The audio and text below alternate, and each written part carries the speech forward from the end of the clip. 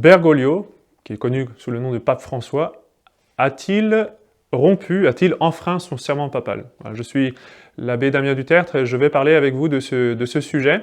Est-ce que les papes de Vatican II ont fait un serment lors de leur intronisation, quand ils ont commencé leur règne, et est-ce qu'on peut dire qu'ils ont rompu ce serment? C'est une question qui parfois est soulevée dans les milieux, disons, un peu conservateurs ou traditionnalistes, de ceux qui s'intéressent un petit peu à la papauté, et surtout chez ceux, en fait, qui s'interrogent et qui sont inquiets de voir la tournure des événements.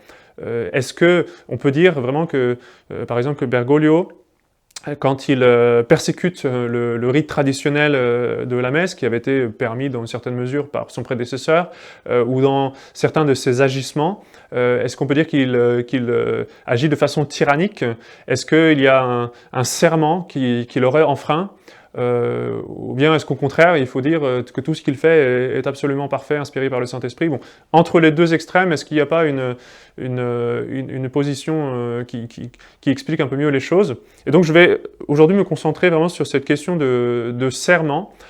Pour ma part, j'avais fait connaissance, j'avais entendu pour la première fois parler d'un tel serment, plutôt dans le contexte de Jean XXIII et Paul VI. Bon, moi je n'étais pas né quand Jean XXIII et Paul VI auraient fait ce serment, mais je me rappelle dans ma jeunesse avoir entendu plusieurs fois, plusieurs personnes dire que Jean XXIII ou que Paul VI auraient rompu leur serment, un serment qu'ils auraient fait au moment de leur élection. Ils auraient rompu leur serment par le fait de la promulgation de Vatican II et de la nouvelle messe. Alors c'est toujours un sujet qui m'a un petit peu intrigué, et j'avoue que je n'étais pas capable de vraiment cerner les choses avec précision, parce que parfois on nous présentait des citations assez frappantes, mais en fait les sources étaient assez obscures. C'était souvent des choses qui étaient partagées, qui étaient diffusées sans référence précise. Donc c'est un sujet qui m'avait un peu interpellé étant jeune, et auquel je n'avais pas été en mesure de donner une réponse. Alors, bien plus tard, après mon séminaire, et même quand j'étais professeur au séminaire de la Très Sainte Trinité aux États-Unis, là, enfin, j'ai eu l'occasion et le loisir de creuser cette question-là et de pouvoir y apporter une réponse. Et concrètement, la réponse, c'est oui et non, à la fois. C'est-à-dire, évidemment, pas dans le même sens. Donc, je vais expliquer un petit peu pourquoi je dis oui et non. Donc là, c'est une question qui est un peu complexe, c'est-à-dire c'est une question interdisciplinaire. Il y a un côté historique, il y a une question liturgique, il y a quelque chose qui regarde plutôt le droit canonique ou la théologie. Donc ça relève un petit peu de tous les champs, disons, des sciences ecclésiastiques. Et donc, bon, je vais essayer de simplifier les choses. Alors, le principe est assez simple. Il y a eu, à certains moments de l'histoire, dans l'Église, il y a eu un serment papal, donc que le nouvel élu faisait solennellement au moment de son couronnement. Donc quand il était couronné, et même dans bien des cas sacré évêque, parce qu'il ne l'était pas encore, eh bien, avant ce couronnement solennel, il devait faire un serment, et concrètement, ce serment, c'était d'être fidèle à sa mission, tout simplement. Il s'engageait à agir comme un pape doit le faire, c'est-à-dire enseigner la foi, défendre et propager les bonnes mœurs et la liturgie catholique. Parce que l'Église, voyez-vous, n'est pas la propriété du souverain pontife. Le pape est l'autorité suprême de l'Église, c'est vrai, mais il ne peut pas faire n'importe quoi. Parce qu'il y a une constitution qui est au-dessus du pape, c'est-à-dire que le pape dépend de cette constitution. Il y a une constitution qui a été établie par notre Seigneur Jésus-Christ lui-même, et qui donc ne peut pas être changée, qui ne peut pas être modifiée, qui est inaltérable, qui va rester la même jusqu'à la fin des temps.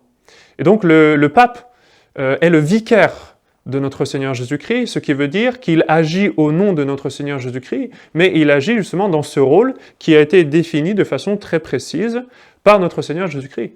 Ce qu'est le pape, ça ce n'est pas un pape qui le décide, ce ne sont pas les hommes, même les hommes les plus intelligents, les plus importants dans l'Église qui le décident, c'est notre Seigneur Jésus-Christ lui-même qui a institué la papauté et qui a déterminé ce que le pape devait faire et ce qu'il pouvait faire. Et donc, voilà la raison de ce serment.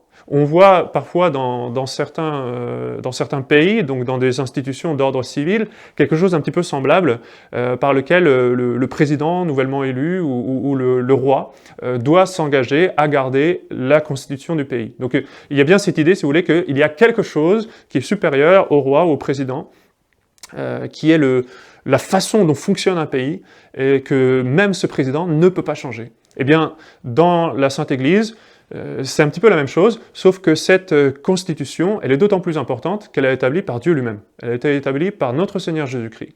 Et par conséquent, aucun homme, même le souverain pontife, ne peut pas y toucher. Donc, ce qu'est le pape, ce que peut faire le pape, ce que doit faire le pape, cela c'est notre Seigneur Jésus-Christ qui l'a déterminé, et il est impossible de le changer. Une autre chose, pour donner un exemple, une autre chose qui a été instituée par notre Seigneur Jésus-Christ, c'est l'ordre des évêques, c'est-à-dire que la constitution de l'Église donc prévoit un monarque, un chef suprême, le souverain pontife, mais cette constitution divine prévoit aussi des évêques à la tête des différents diocèses de l'Église. Donc l'Église est subdivisée en églises particulières par région, et l'évêque gouverne son église particulière sous la direction du souverain pontife qui, lui, gouverne l'Église universelle. Donc ça, c'est quelque chose qui appartient à la constitution même de l'Église.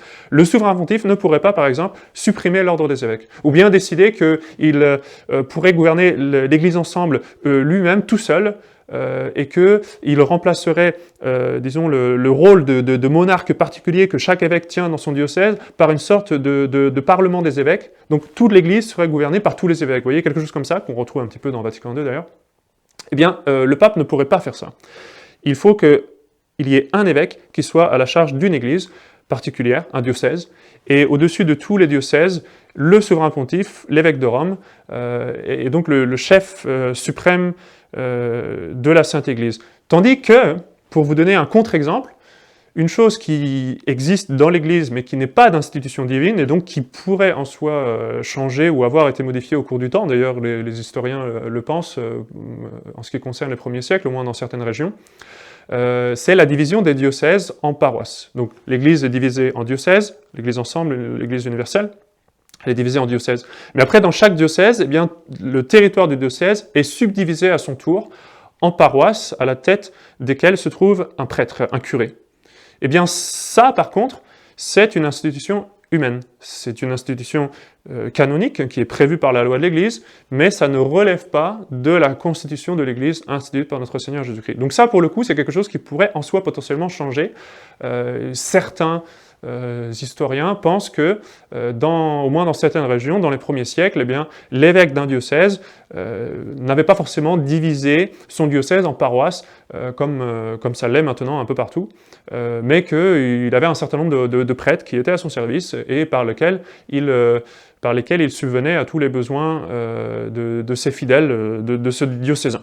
Donc là, c'est une petite nuance, vous voyez, pour vous montrer qu'il y a des choses qui appartiennent à la constitution de l'Église et d'autres qui, au contraire, sont plutôt d'institutions humaines.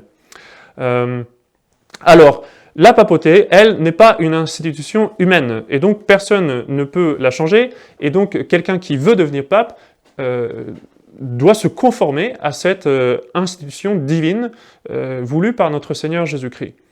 Donc, pour maintenant parler précisément de ce serment qui fait l'objet de cette vidéo, alors ce qu'il faut savoir, c'est que pour simplifier, il a été utilisé pendant des siècles au cours du premier millénaire, et puis il fait une réapparition au moment du concile de Constance, donc au XVe siècle, et puis après, à nouveau, il tombe un peu dans l'oubli de l'histoire, et concrètement, il n'était plus en vigueur, j'y reviendrai, il n'était certainement plus en vigueur au XIXe siècle et au XXe siècle. Donc, maintenant, pour expliquer un peu l'origine de ce serment, il faut bien comprendre le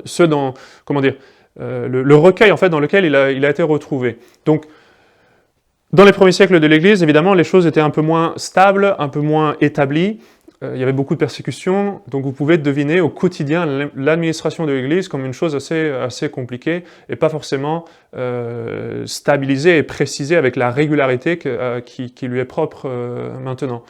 Mais après la paix de l'empereur Constantin, donc, et cette possibilité pour l'Église catholique d'apparaître au grand jour, et d'instituer justement des églises de façon très stable, de façon très officielle, très publique si on veut, eh bien les choses ont petit à petit, évidemment, se sont petit à petit précisées et régularisées. Donc la façon dont le souverain pontife, par exemple, nommait un évêque pour être à la tête d'un diocèse, devenait de plus en plus standardisée finalement.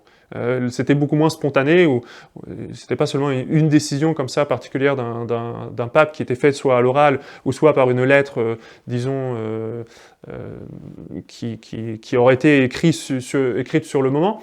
Là, on commençait petit à petit à avoir des formules, de plus en plus, des formulaires, on peut dire, qui devenaient de plus en plus standardisés. Donc il y avait un formulaire, une lettre, en quelque sorte, que l'on utilisait quand on avait à nommer un évêque à la tête d'une église, où il y avait un autre formulaire qu'on utilisait quand on voulait par exemple donner des reliques à une église particulière, etc. Donc vous pouvez imaginer que les choses sont devenues un peu plus régulières, un peu comme dans un, même si c'est pas tout à fait la même chose bien sûr, mais dans un bureau d'avocat ou de notaire, vous avez un certain nombre de formulaires qui sont des formulaires très standards qu'on utilise régulièrement. Et bien petit à petit dans l'Église, il y a eu ce genre d'uniformisation, on va dire, qui s'est naturellement mis en place. Et donc petit à petit, il y a eu tout un lot de formules et de façons de faire qui s'est standardisé, qui s'est uniformisé de cette façon-là. Et pour ce qui concerne l'Église de Rome, il y a deux recueils très importants qui regroupe un peu les différentes formules ou façons de faire. Donc il y a tout l'aspect administration de l'Église, dont je viens de parler, et ça c'est un livre qui s'appelait le Liber Diurnus, donc ça veut dire concrètement le livre quotidien, c'est-à-dire un livre qu'on utilise un peu tous les jours, qui contenait tous les formulaires justement de ce genre. Et puis il y avait l'Ordo Romanus. L'Ordo Romanus c'était l'ordre romain, c'est-à-dire la description, la façon d'accomplir les cérémonies propres à l'Église de Rome, puisque évidemment il y a des cérémonies pontificales, papales, que les autres évêques ne pouvaient pas faire, donc il y a tout un rite, tout un cérémonial propre à l'Église de Rome. Donc dans ces premiers temps de l'Église, eh bien, les choses se sont classifiées de cette façon-là. Vous aviez d'un côté le Liber Diurnus qui gardait tous les formulaires administratifs, et puis de l'autre côté, l'Ordo Romanus qui lui gardait plutôt l'aspect cérémonial et liturgique de l'Église de Rome. Alors, cependant, ce serment papal, il va se retrouver dans le Liber Diurnus, même s'il y a un côté liturgique. Parce qu'en fait, les deux forcément se chevauchent. Bon, là, tout ce que je vous dis, je le dis grâce à des historiens qui ont fait beaucoup de recherches sur ces questions-là, surtout au 19e et au 20e siècle. Il y a beaucoup de recherches qui ont été faites là-dessus. Et donc, on s'est rendu compte que le couronnement du pape, qui pourtant est une fonction liturgique, parce qu'en fait, ce serment papal avait lieu lors d'une fonction liturgique, le couronnement du pape, en fait, se retrouve dans le Liber Diurnus, donc le livre des formulaires administratifs, on va dire, parce que finalement le côté administratif, disons, juridictionnel de l'Église était plus important, était considéré comme plus important, à savoir l'élection du pape et toute la démarche à suivre pour qu'il reçoive l'autorité de notre Seigneur Jésus-Christ. Et donc c'est dans ce livre-là que le rite de la consécration et du couronnement du nouvel élu, du souverain pontife qui venait d'être élu, est consigné. Et au milieu de ce rite, eh bien, il y avait une formule de serment, donc une profession que le nouvel élu s'engageait à observer, donc que l'on retrouve dans ce livre-là, le Liber Diurnus. Évidemment, ce livre-là, qui a existé un certain nombre de siècles, a connu lui aussi plusieurs éditions, donc c'est très difficile de savoir avec exactitude son contenu, parce qu'il y a eu plusieurs versions, avec parfois des petites nuances. On retrouve une version, par exemple, dans les travaux de Yves de Chartres, un canoniste très important du XIe siècle, ou de Gratien, un autre canoniste extrêmement important dans l'histoire de l'Église, qui lui est plutôt du XIIe siècle. Mais on sait que ce Liber Diurnus, et en particulier le serment papal, parce que c'est ça qui nous intéresse finalement, ce serment papal existe au moins depuis le 7e siècle. Donc, le Liber Diurnus dans son ensemble, il a plusieurs formules qui datent de cette époque-là, mais le serment papal en particulier, qui est en fait une des formules qui est formulaire, on va dire, qui est gardé dans ce Liber Diurnus, donc remonte jusqu'au 7e siècle. Au XIe et au XIIe siècle, nous savons que les différentes formules contenues dans ce livre-là n'étaient plus en fait utilisées. Elles avaient fini par tomber en désuétude, mais elles étaient encore listées par les canonistes, donc les experts juridiques de l'Église, on va dire. Elles étaient encore listées comme des sources du droit, c'est-à-dire des choses qui, dans l'Église, avaient servi justement à administrer, à faire fonctionner l'Église, et qui avaient encore une valeur de référence, sinon une valeur pratique, au moins une valeur de référence pour connaître l'esprit des lois ou des formulaires plus récents. Alors dans la patrologie latine, qui est un recueil très célèbre qui a été fait par l'abbé Migne au XIXe siècle, dans cette patrologie latine, nous pouvons retrouver une version, une édition de la formule du serment papal qui a été prononcée justement à la fin du 7e siècle par le pape Conon, qui est un pape peu connu parce qu'il a peu régné et finalement pas fait grand-chose, disons, d'impact dans l'Église. Donc il a fait cette profession en l'an 686.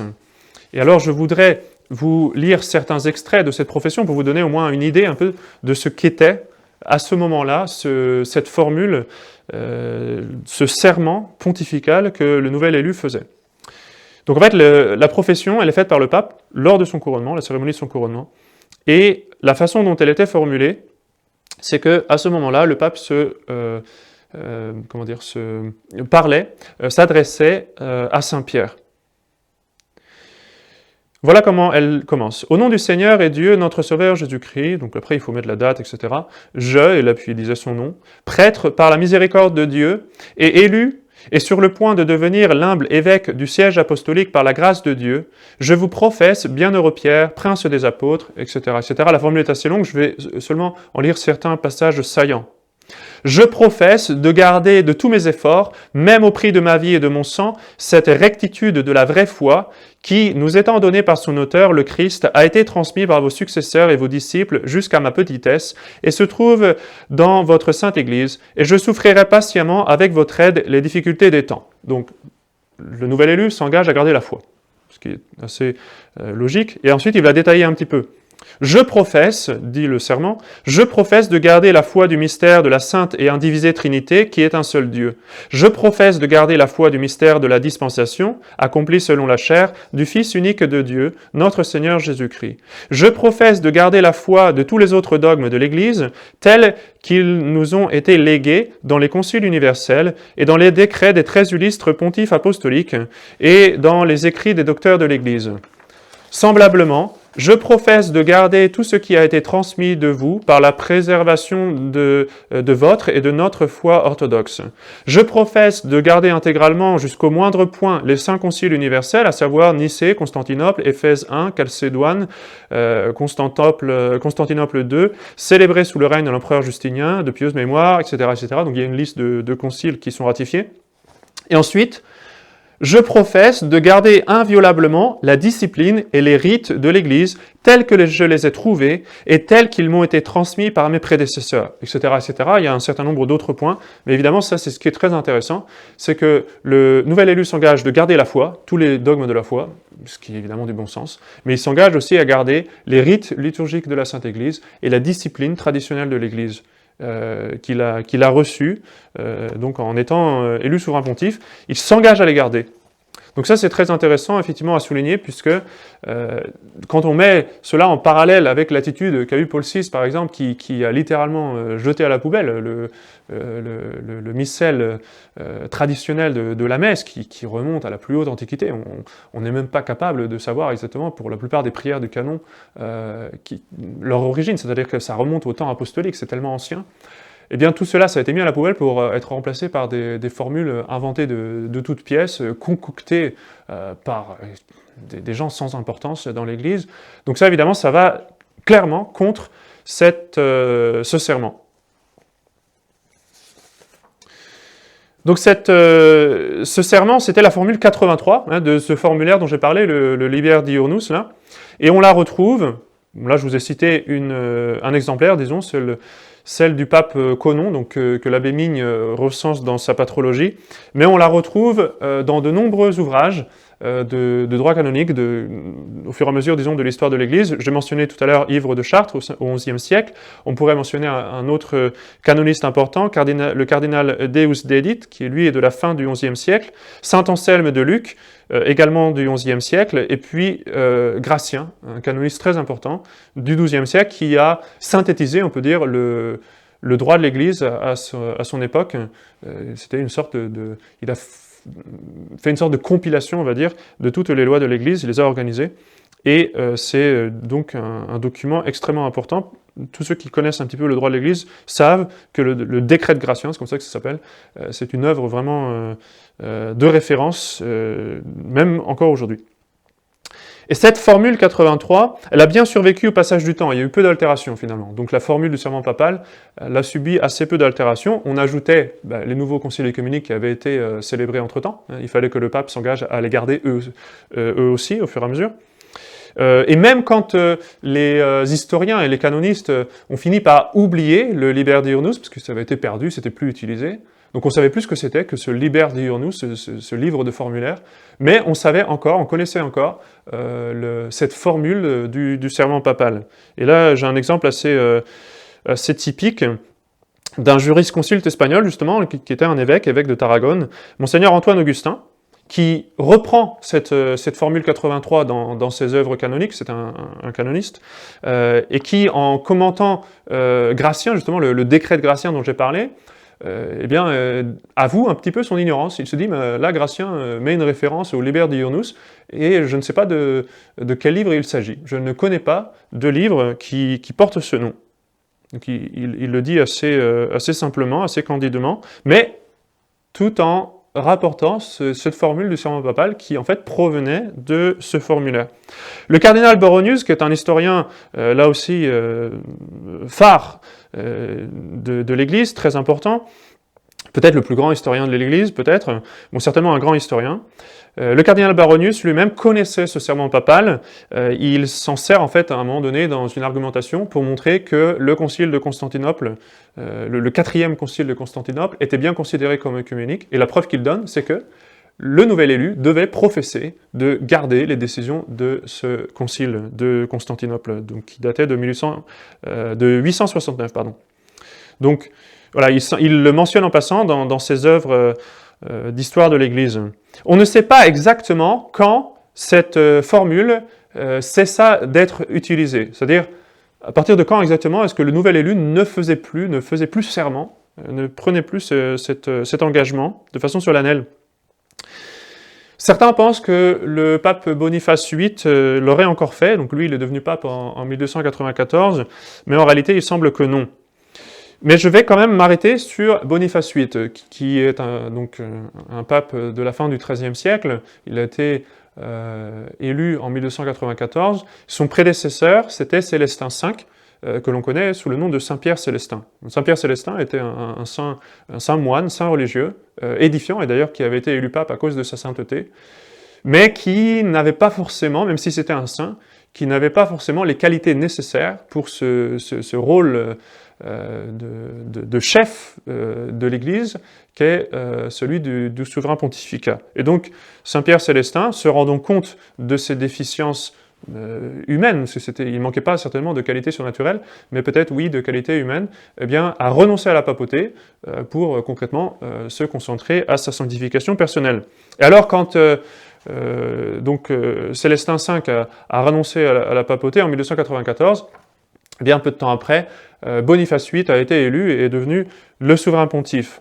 Alors, pour ceux qui connaissent un petit peu l'histoire de France, vous savez que Boniface VIII est le pape auquel s'est opposé, et malheureusement a gravement manqué de respect, Philippe le Bel, Philippe IV de France, le roi de France. Et notamment, il y a un événement très important qui est l'attentat d'Anagni, quand le ministre de Philippe le Bel, qui s'appelait Guillaume de Nogaret, a giflé Boniface VIII, donc c'est un manque de respect vraiment très, très symbolique et très fort et terrible qui s'est passé. Mais en fait, l'histoire est un peu plus large, c'est-à-dire que ils n'ont pas seulement giflé le souverain pontife, en fait, Philippe IV, et en particulier Guillaume de Nogaret, en fait, vraiment détestait, je pense on peut le dire sans faire de jugement, détestait Boniface VIII, et cherchait par tous les moyens à le faire déposer, à lui faire perdre la papauté. Et tous les arguments étaient bons. Donc on avait accusé Boniface VIII d'hérésie, de tout ce que vous voulez, et Guillaume de Nogaret va, à un moment donné, présenter l'argument suivant, parce qu'il a toute une liste d'arguments, comme j'ai dit, il essaie un peu de tout faire passer. Et donc, pour dire que Boniface VIII n'est pas vraiment pape, il présente l'argument que Célestin V, son prédécesseur, n'avait pas le droit de renoncer à la papauté. Et la façon dont il construit son argument, c'est justement en se basant sur ce serment papal, ce qui montre que Guillaume de Nogaret le connaissait. Donc, Guillaume de Nogaret, se basant sur ce serment papal, explique que le pape s'engage à rester fidèle jusqu'à la mort, et que par conséquent, eh bien, le pape ne peut pas démissionner, et doit rester pape jusqu'à sa mort. Ce qu'il faut, c'est faux. Il y a un devoir de fidélité jusqu'à la mort, c'est vrai, en tant que pape, mais le pape a réellement la faculté de démissionner, de renoncer à la papauté, et de fait, c'est ce qui s'est passé donc en la personne de Saint-Pierre Célestin. Donc c'était un argument qui était faux, mais par contre, ce qui était vrai, c'était de mentionner ce serment papal un petit peu comme une référence, on va dire, de ce à quoi le pape s'engage quand il est élu. Parce qu'en effet, Guillaume de Nogaret, dans son argumentation, nous dit, quelqu'un pourrait donner l'objection, Boniface VIII n'a pas prêté ce serment. Et visiblement, effectivement, Boniface VIII n'aurait pas fait le serment papal. Mais Guillaume de Nogaret dit, et ça c'est vrai, que même s'il n'a pas fait ce serment, il a tacitement fait ce serment, c'est-à-dire implicitement. Le fait d'accepter la papauté, le fait d'accepter de devenir pape, veut dire qu'on s'engage à tout ce que contient ce serment. Et ça c'est vrai, ça c'est un principe qui est vrai. Et voilà comment il l'énumère. Là, je vous lis un petit peu son argumentation. Si l'on objectait que les pontifes romains faisaient une telle promesse autrefois, mais que de fait ils ne la font plus verbalement aujourd'hui, la réponse est facilement évidente, que ceux qui reçoivent maintenant la papauté jurent et professent toutes ces choses tacitement. Donc même quand la formule n'est plus utilisée, elle reste quand même indicatrice. Et ça, c'est un principe qui est vrai. Ce que dit Guillaume de Nogaret, là, c'est vrai. Ce qu'il dit, son argumentation pour dire que le pape n'a pas le droit de renoncer à la papauté, c'est faux. Mais de dire par contre que il y a une sorte de contrat implicite, de s'engager à suivre ce serment, et surtout ce que contient ce serment. Quand on accepte la papauté, ça c'est vrai, c'est tout à fait vrai. Et donc là c'est un argument qui vaut encore aujourd'hui.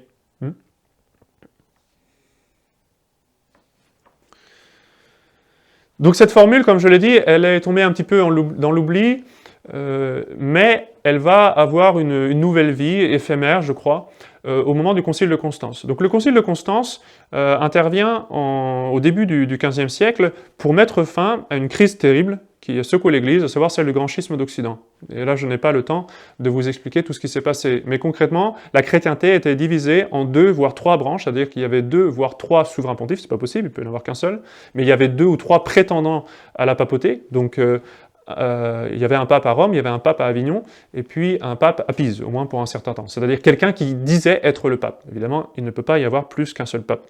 Mais à ce moment-là, parce que chaque fois qu'il y a des crises, c'est toujours le moment d'approfondir, de préciser et de perfectionner.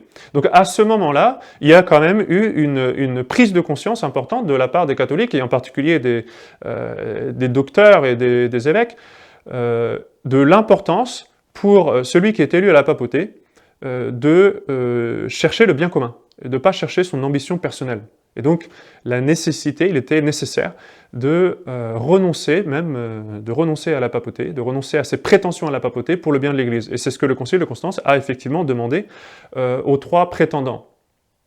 Mais, pour pallier aussi, disons, à un problème futur, le Concile de Constance a décidé de remettre en vigueur ce serment papal, avec quelques modifications, mais qui ne sont pas substantielles, donc de redemander à nouveau à l'élu du conclave de faire serment, justement, de chercher le bien de l'Église, de garder la foi, de garder les sacrements de l'Église, etc., etc. Donc là, je vais vous lire cette formule qui nous a été donnée par le Concile de Constance, qui fait partie des actes du Concile de Constance, et vous allez voir que c'est très semblable, évidemment, à celle qui était professée beaucoup plus tôt. Au nom de la Trinité sainte et indivisée, Père, Fils et Saint-Esprit, Amen. En l'année de la nativité de notre Seigneur, 1000, etc., donc l'année de l'élection, moi, là il faut que le pape dise son nom, élu pape, je confesse et professe, de cœur et de bouche, à Dieu Tout-Puissant, de laquelle Église je m'apprête à gouverner, avec son assistance, et à Saint-Pierre, prince des apôtres, que tant que je suis en cette vie fragile, je croirai fermement et adhérerai à la foi catholique, selon les traditions des apôtres, des conciles généraux et des autres saints-pères, en particulier des 8 saints conciles universels, à savoir le premier à Nicée, le second à Constantinople, le troisième à Éphèse, le quatrième à Chalcédoine, etc., etc. Bon, il y a une liste de conciles, ainsi que les conciles généraux du Latran, de Lyon et de Vienne, et je préserverai cette foi immuable jusqu'au moindre point, et je la confirmerai, la défendrai et la prêcherai jusqu'à la mort et jusqu'à verser mon sang. De même, je suivrai et j'observerai en tout point le rite traditionnel des sacrements de l'Église catholique. Cette profession et confession, écrite sur mon commandement par un notaire de la Sainte Église romaine, j'ai signé ci-dessous de ma propre main, etc., etc. Donc, là encore, on retrouve les mêmes points. Le nouvel élu s'engage à garder la foi intégrale et à garder les rites traditionnels de la Sainte Église. Donc on retrouve les mêmes... il y a quelques différences, certainement, mais clairement, cette nouvelle profession, cette nouvelle formule se voulait une continuation de la formule précédente. Alors maintenant, je vais enfin en venir au point qui nous avait amené à parler de ce sujet, à savoir les papes de Vatican II, les papes conciliaires, soi-disant papes, je ne les reconnais pas comme étant papes. Les papes conciliaires ont-ils fait ce serment? Oui ou non? La réponse c'est non. Ils n'ont pas fait, ils n'ont pas eu cette cérémonie du serment qui a existé pourtant à certains moments de l'histoire de l'Église. Cela on le sait parce que déjà, avant Vatican II, cette cérémonie de serment ne faisait plus partie des cérémonies de couronnement au moment de l'élection du souverain pontife.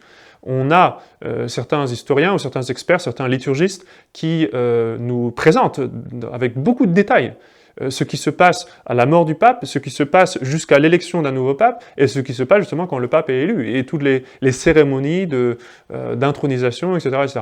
Et alors, à aucun moment, il nous est présenté une cérémonie de serment. Donc en fait, elle n'existe plus. Elle est tombée en désuétude à nouveau. Je ne saurais pas vous dire exactement quand. Ce qui est sûr, c'est qu'elle n'existe plus. Dans le cas particulier des papes de Vatican II, cela est d'autant plus certain que nous avons aujourd'hui, nous pouvons consulter publiquement, ça se trouve notamment sur Internet, les livrets qui permettaient aux fidèles, notamment à tous les diplomates, de suivre la cérémonie du couronnement de Jean XXIII, Roncalli, et de Paul VI, Montini.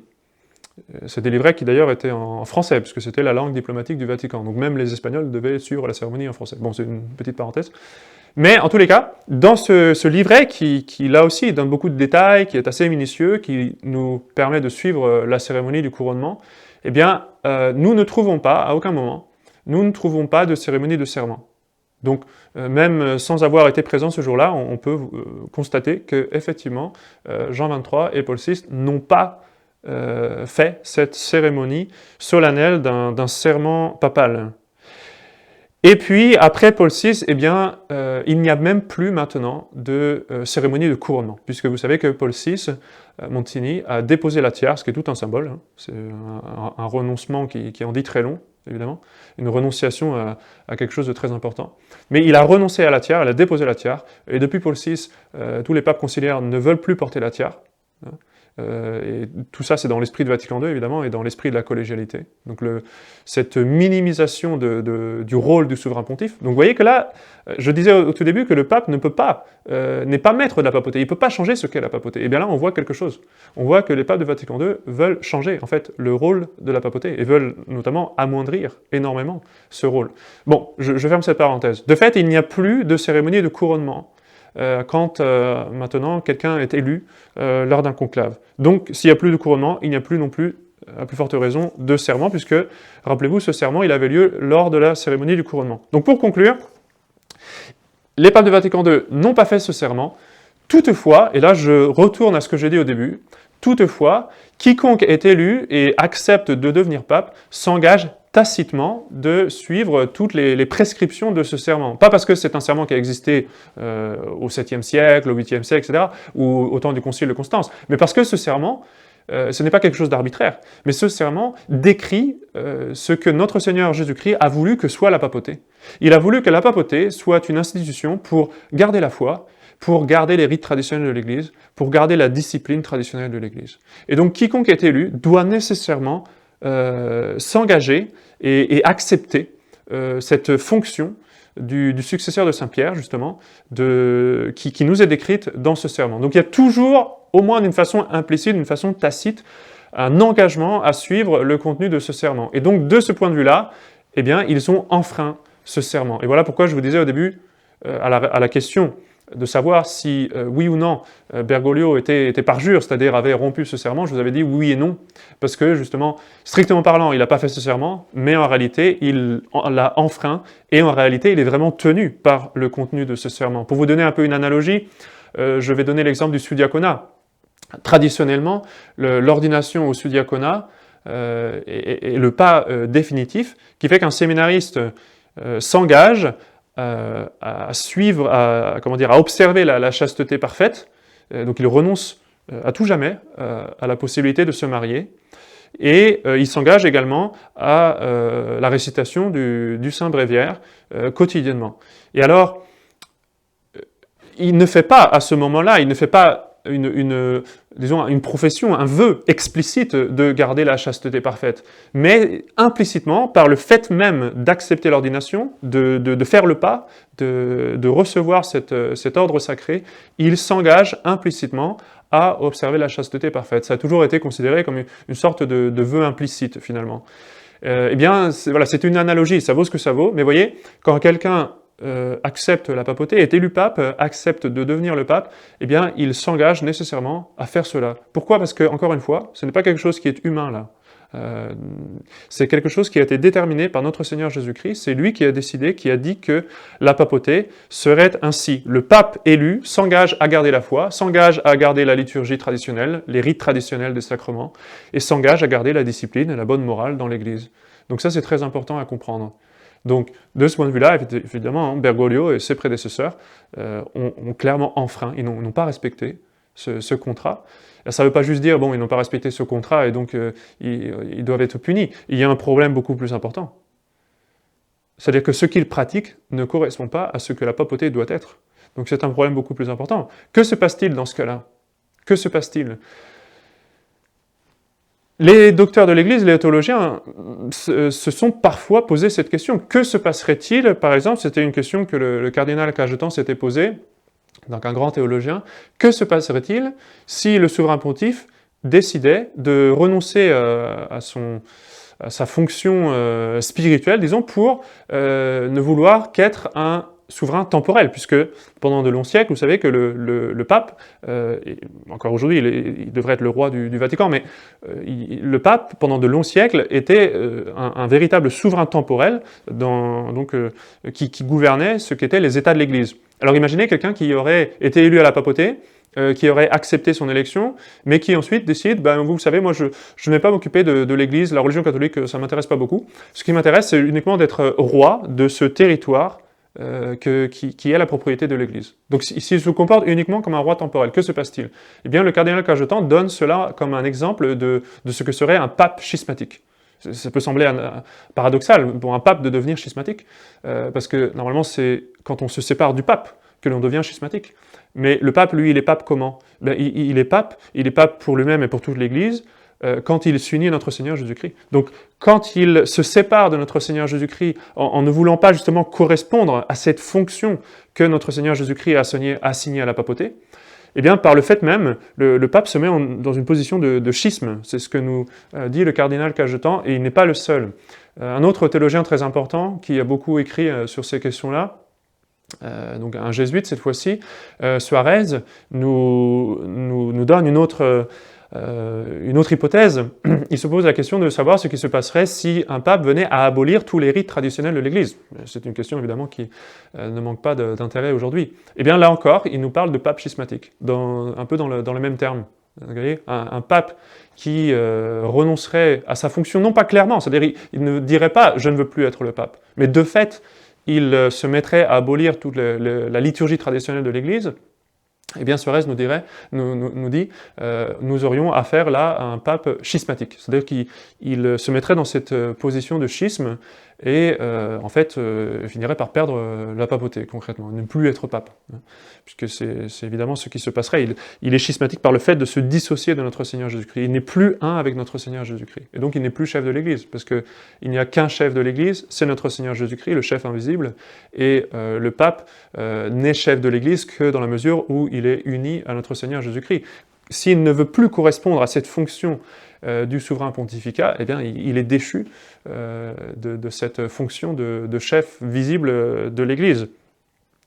Je vais vous donner encore une dernière référence. Un autre théologien très important en ecclésiologie, il est un peu considéré comme le père, disons, de l'ecclésiologie moderne dans un bon sens, c'est le cardinal Torquemada. Le cardinal Torquemada traite cette question d'une façon assez extensive et donc il explore cette possibilité également du pape schismatique. Il se pose la question, est-ce qu'un pape peut devenir schismatique? Et il y répond justement par ces possibilités en disant, si un pape abandonne la loi de notre Seigneur Jésus-Christ, donc la constitution de l'Église entre autres, la foi, etc., si un pape abandonne la loi naturelle, ne veut plus les respecter, ne veut plus les enseigner, et bien par le fait même, c'est un pape qui serait schismatique. Donc on retourne un petit peu dans cette théorie, dans ces questions qui ont été traitées par différents théologiens.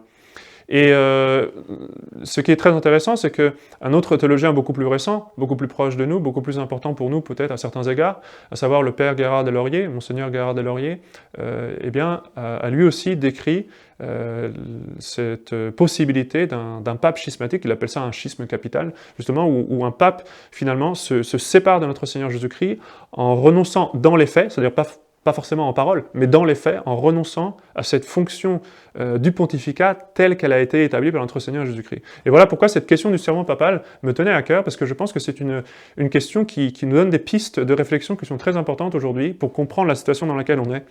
Et oui, certainement pour voir le problème de Bergoglio, mais au-delà de ça, pour essayer d'avoir une vue d'ensemble un peu sur ce qui se passe depuis Vatican II, Bergoglio et ses prédécesseurs, depuis Vatican II, parce que c'est pas que Bergoglio, Bergoglio ne fait plus ce qui est contenu dans ce serment.